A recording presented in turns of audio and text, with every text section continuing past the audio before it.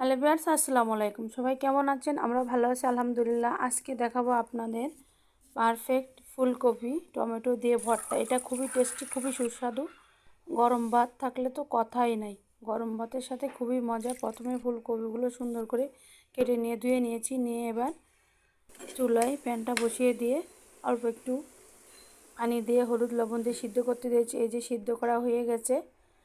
এখন আমরা প্যানটা বসিয়ে দিয়ে তেল দিয়ে দেব। দিয়ে এবার শুকনো মরিচগুলো ভেজে নেব। শুকনো মরিচ ভাজা হয়ে গেলে রসুন পেঁয়াজ দিয়ে দিয়েছি। এর সাথে দুটো কাঁচামরিচও দিয়ে দিয়েছি। আপনারা আপনাদের পছন্দ মতো ঝাল ঝাল করে বানাবেন। এটা আমাদের পছন্দ মতো আমরা ঝাল ঝাল করে বানিয়েছি। এবার টমেটো লবণ হলুদ দিয়ে মাখিয়ে ভেজে নিয়েছি। সব ভাজা হয়ে গেছে। এবার মরিচ লবণ একসাথে গুঁড়ো করে দিয়েছি। দিয়ে টমেটোগুলো দেব। ঝাল পেঁয়াজ একসাথে দিয়ে টমেটোগুলো সুন্দর করে মাখিয়ে নেব। নিয়ে এবার ফুলকপিগুলো মাখিয়ে নেব। দেখেন আমাদের তৈরি হয়ে গেল ফুলকপি টমেটো ভর্তা।